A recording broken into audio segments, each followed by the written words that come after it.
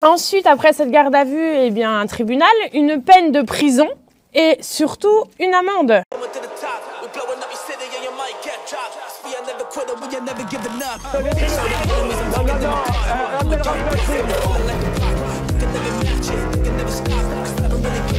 Vous fumez, monsieur? Le football, il a changé. Oui, peut-être.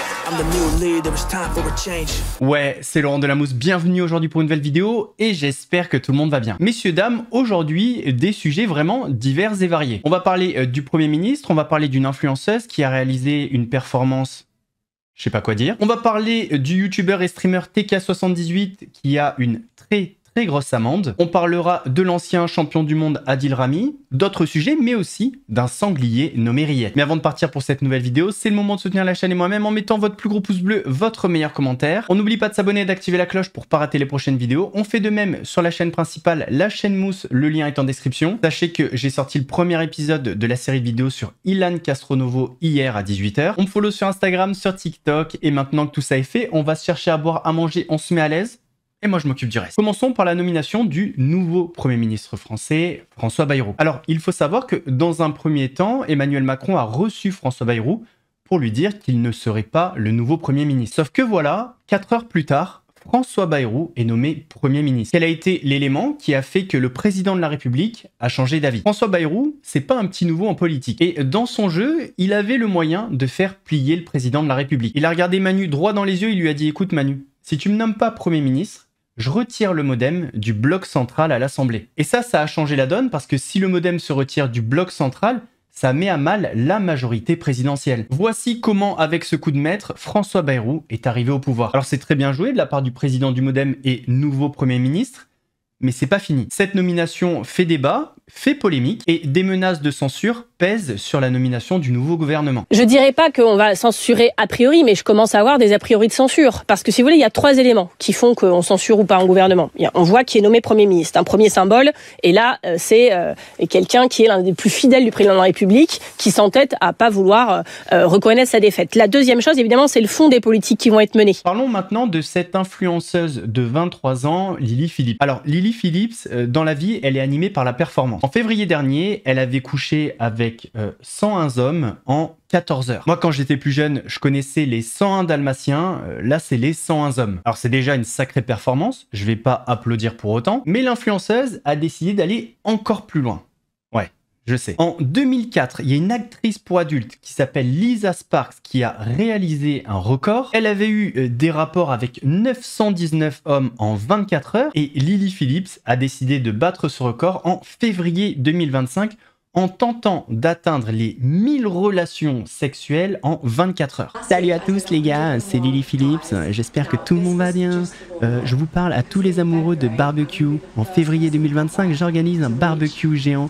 Donc tous les mecs qui ont des chipots, des merguez, n'hésitez pas à vous inscrire. Les places sont limitées, 1000 personnes. On se voit très bientôt, prenez soin de vous et vos chipots. Gros bisous! Ah oui, et ne commencez pas à m'envoyer des petits messages privés pour avoir la vidéo de sa première performance avec les 101 dalmatiens. Direction maintenant Toulouse où une vidéo a fait le tour du web. On y voit une altercation entre un chauffeur de bus et un jeune. Alors on ne sait pas vraiment comment tout ça a démarré. Ce qu'on sait seulement, c'est que le chauffeur veut que le jeune homme descende, ce que le jeune homme refuse, et c'est là que le chauffeur va le saisir pour l'amener directement à la sortie du bus. Et c'est à partir de ce moment-là que tout va dégénérer. J'ai pas le droit de te toucher. Alors tu sors, allez. Bon, allez, tu descends avant que je... Tu descends vite, tu descends très vite. Ah, pourquoi tu descends pas? Tu descends très vite, là. Là. Non, monsieur, c'est de la violence. Je peux pas faire ça. Là. Mais non, c'est de la violence, monsieur. Je suis désolée. Ouais, non, mais... Non, mais qu'est-ce que... C'est les enfants qui ont une passé, qui crachent sur les chauffeurs. Alors tu dégages. Tu dégages. Allez. Par là, je te baiser ta mère la pute. Voilà. Viens, je t'encule ta mère la pute. Mais par là, maintenant, je reste dans le bus. Par là, maintenant, je reste dans le bus. Voilà, messieurs, dames, on partira pas tant qu'ils seront là. Je m'en bats les couilles. Prends comme ça, et laissez les arriver. Laissez les arriver. Elle a filmé, elle a fait des trucs là. Pas y jamais.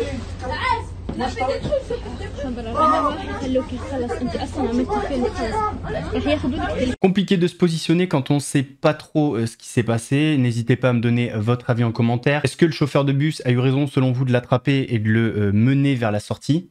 Peu importe ce que le jeune a fait. Ou est-ce qu'il a un petit peu outrepassé ses fonctions, sachant qu'en face de lui, on a un très jeune homme, même s'il est irrespectueux et qu'il a fait des choses avant.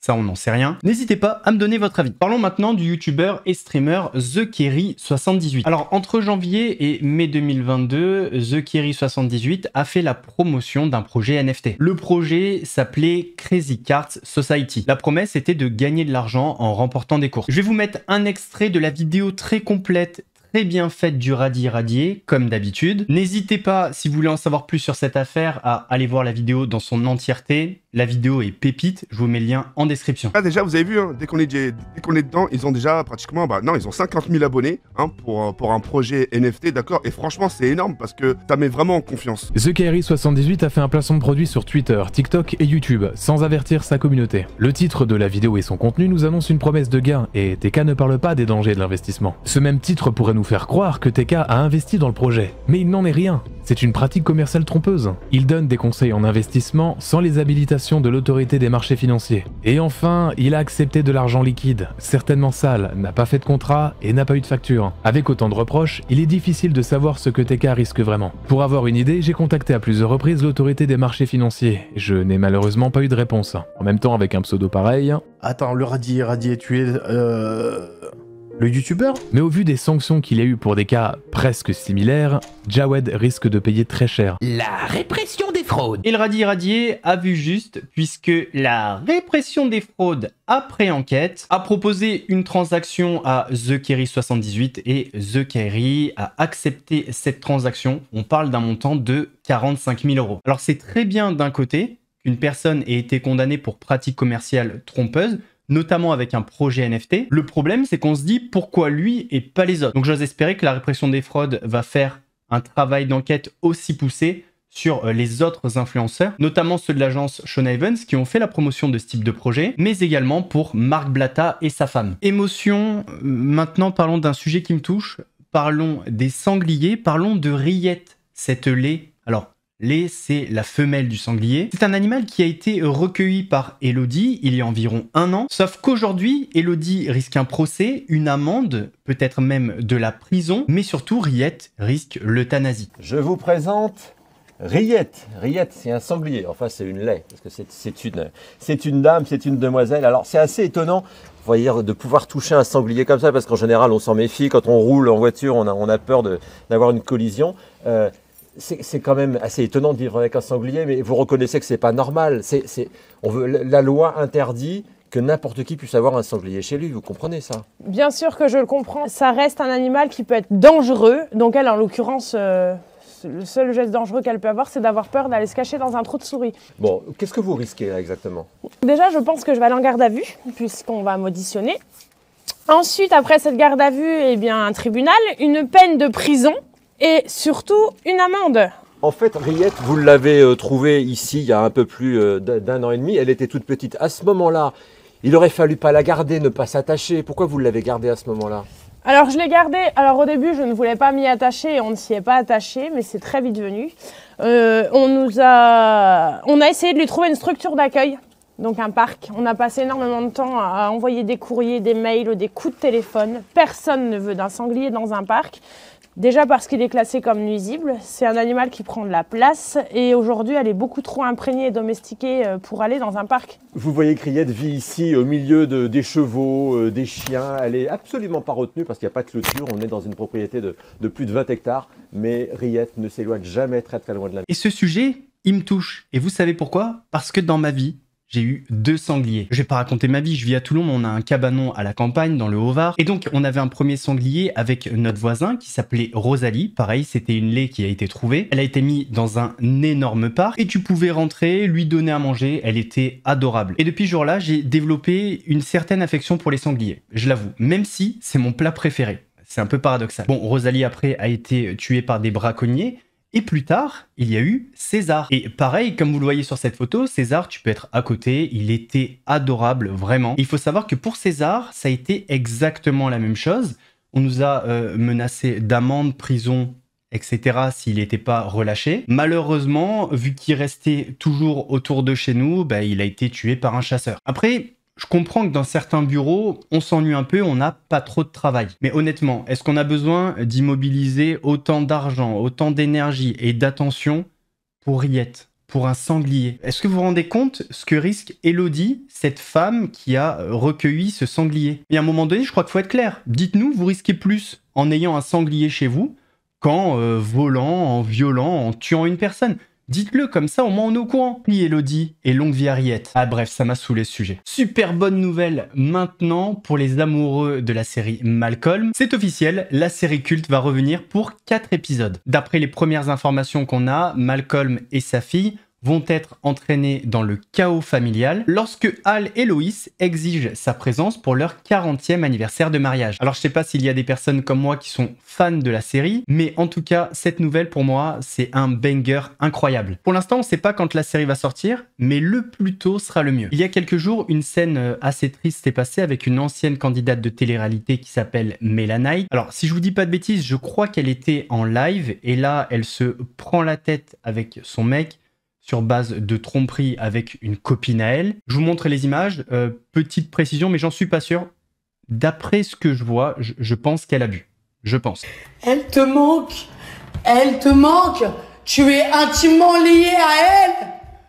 C'est ça que tu me fais? C'est ça? Moi, tu me laisses des dettes. Moi, tu fais des factures à mon nom. Et elle te manque. Et tu l'envoies à mon accord. T'as pas honte? T'as pas honte? Sale pute! Réponds! Réponds! Comme ça, vous voyez. Donc là, les conversations. Sa vie de vas-y, dans leasing, là.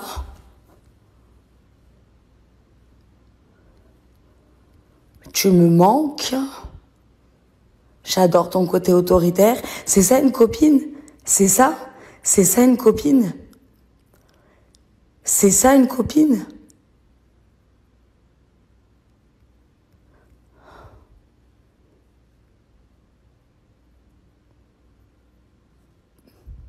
Regardez bien. Regardez bien.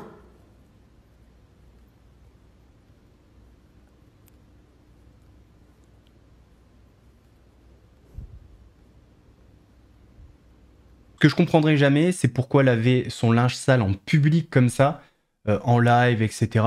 Honnêtement, je vois pas l'intérêt. Que tu fasses une vidéo posée pour dire voilà, je suis plus avec parce qu'il m'a trompé avec ma copine. Mais là, bon après, elle était pas dans son état normal, je pense. Ça peut peut-être excuser un peu. On terminera par parler de l'ancien champion du monde Adil Rami. Adil Rami sur qui j'ai déjà fait une vidéo sur la chaîne principale, la chaîne Mousse.